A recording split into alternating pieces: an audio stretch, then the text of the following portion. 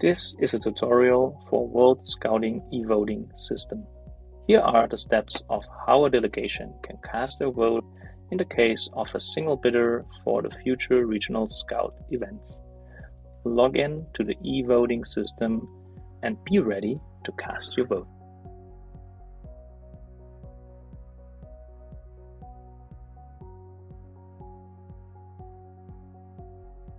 When a vote is activated, it will show on the left side of the screen under the active vote header.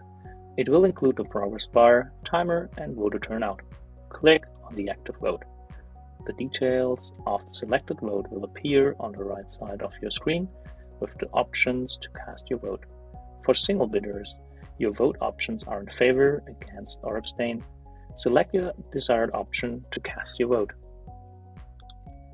Carefully review your vote allocation is correct. Note that once you have cast your vote, no further changes can be made. Confirm your vote by clicking the Confirm Vote button.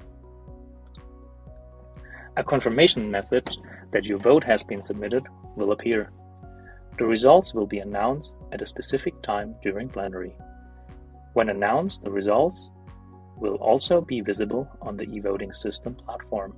You can see the overall results of the vote. You will also see that you voted, but not how you voted, as this is a secret ballot vote.